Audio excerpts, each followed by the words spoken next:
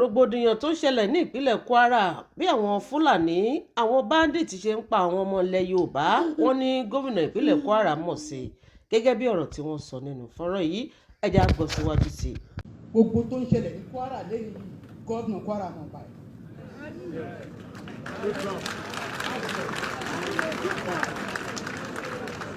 Ó mọ̀ ń pa ẹ̀ àjẹ́ńdà ẹ̀ ní kílíbómì bàbá tèmi tó bí mi àwọn náà jọ bẹ̀rẹ̀ Kwara. Bàbá mi is Michael Aṣáájú, the first journalist from the old northern Nigeria. He was a reporter for Nigerian Tribune nígbà tí Alhaji Lateef Jákàndé jẹ́ editor Tribune in 1953. So Kwara tẹ́ ẹ sọ north ló wà. But tí o bá jẹ́ wá ti Kwara tó jẹ́ Yorùbá onímọ̀ ṣe máa classify ẹ̀. 1967 wọ́n dá 12 states sílẹ̀ appreciate Awólọ́wọ̀. 12 states tó ń dá sílẹ̀ ní 1967 under Gowon Awólọ́wọ̀ ló dá sílẹ̀.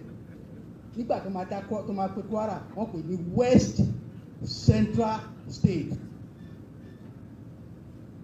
West ni wọ́n pè Central State.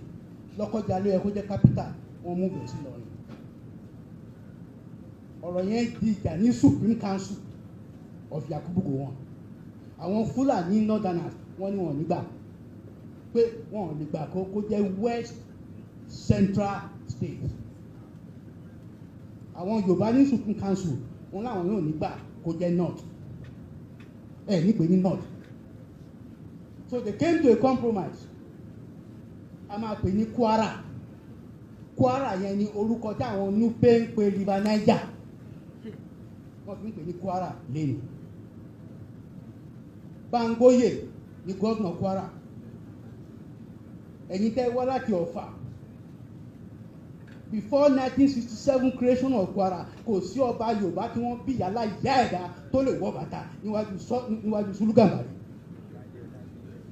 Tó máa ń ṣe mítì kò lè wọ bàtà. Ó láti fi ẹsẹ̀ rìn wọ́n ń bẹ̀yẹn ni because òun ni olórí. Fádà mi ló kọ átíkù yẹn ó wá sọ fún Bangoye. Bangoye wa ni látẹ̀ní lọ gbogbo ẹ̀yin ọba ẹ máa wọ bàtà yín. So that was the first court. Wọ́n wọ bàtà bẹ́ẹ̀ tẹ́lẹ̀ wọ́n wọ bàtà.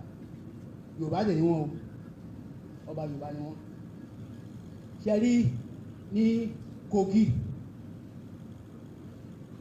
mo lọ aṣọ tí mo wọ̀ yìí ẹ jọ̀ọ́ aṣọ tá a fi sin Chief Cornelius Adébáyọ̀ ní last week aṣọ tí mo wọ̀ yìí àti ìfìlà yìí la fi sin wọn mo wọ̀ wá sí bí on purpose because káríkù yẹn ò ṣẹlẹ̀ ìyà tó ń jẹ wá ní Kwara lẹ́yìn ní Adébáyọ̀ nígbà àti permanently secure Kwara fún wa. But the coup of December 31st by Buhari brought back the Fulani dominance in the military. Nígbà yẹn, ṣẹ́rí mo dé government house ní last Saturday. Ní 1967 tó ń pín Kwara kò sí Ahmadu Bello mọ́ kò sí northern Nigeria mọ́. Mo dé government house ní Saturday mo kọjá ń bẹ̀. Abdulrahman kílókò bàbá ẹ̀ Abdulrasaq ó ti change the government house Ìlọrin sí Ahmadu Bello house.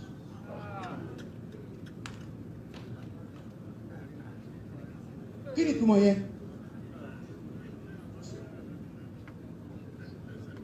Ahmadu Bello House is the government house of Ilorin, and Kwara State consists of many ethnic nationalities. Gbogbo wọn kọ́ ni Fulani. Kí ni subliminal message tó ń sọ fún wa? They are back. What am I trying to tell you? Abubakar Bukola Saraki, gbogbo wọn, they are in the same camp. Ṣẹ́rí Amẹ́ríkà tó máa fẹ́ dì pẹ̀lú yín ibi tí owó wà wọ́n máa touch yín. When they touch your money, your purse, they've gotten you. Ẹ jọ̀ọ́ sà, ẹ jẹ́ ká collectively ronú, ká collectively ronú. And I'm going to talk about finance. Gbogbo àwọn tó ń da ilẹ̀ Yorùbá rú lẹ́yìn tó jẹ́ Fúlàní, every kobo of their money is domiciled in the southwest. Southwest wọ́n ti ń make owó tó fi ń pa wá, tó fi ń destroy wá southwest ni.